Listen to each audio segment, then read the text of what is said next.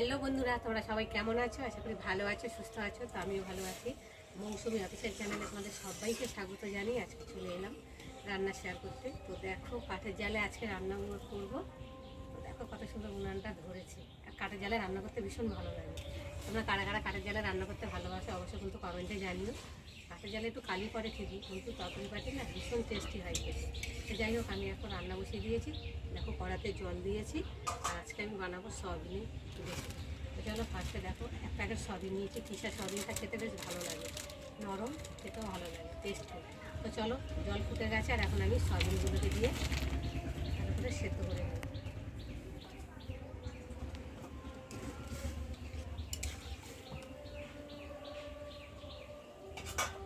চলো দেখো বন্ধুরা, সয়াবিনটা সেদ্ধ হয়ে গেছে আর এখন আমি সয়াবিনটাকে নাড়িয়ে নেব।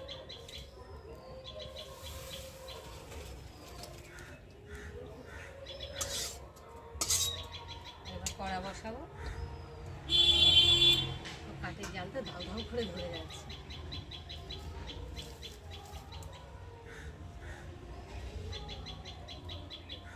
কড়াতে আমি তেল দেব।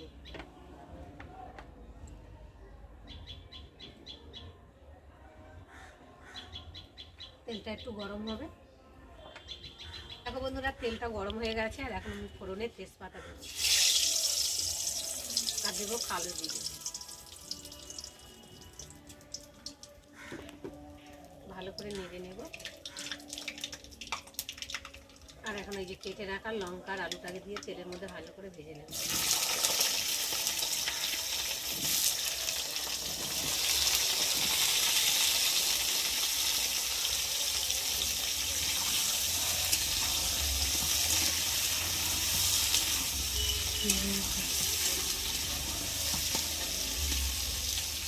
একটু আলুটা ভেজে নিব লাল লাল করে।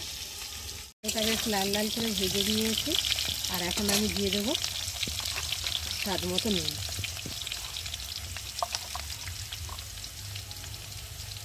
হলুদ গুঁড়ো, লঙ্কার গুঁড়ো, আদা বাটা, জিরে বাটা। এর মধ্যে আমি টমেটো দেবো না, টমেটো দিলে তো টকটা আর ভালো লাগে না সয়াবিন।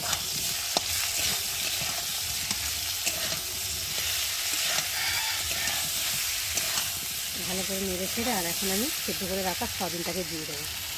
দিয়ে মশলার সাথে একসাথে ভালোভাবে কষিয়ে নেব। আর সয়াবিন ভেজে নিলে তো শক্ত শক্ত হয়, খেতে ভালো লাগে না। আর এইভাবে করলে সয়াবিনটা বেশ নরম হয়, খেতে ভালো লাগে।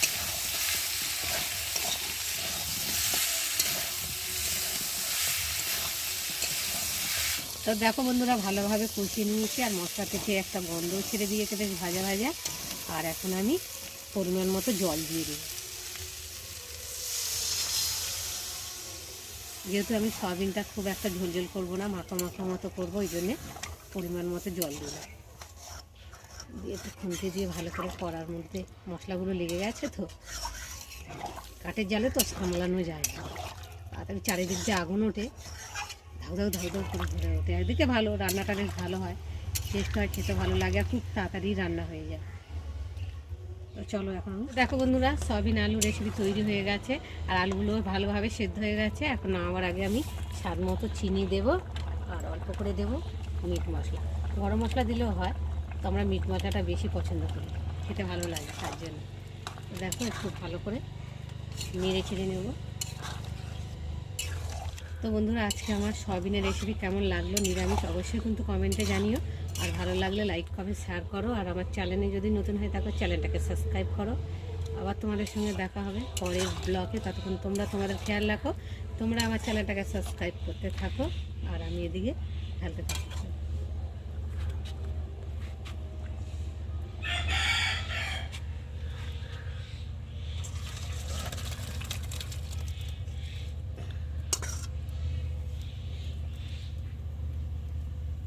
বন্ধুরা, রান্না সেরে চান টান করে ঠাকুর পুজো দিয়ে আর খেতে বসে গেছি।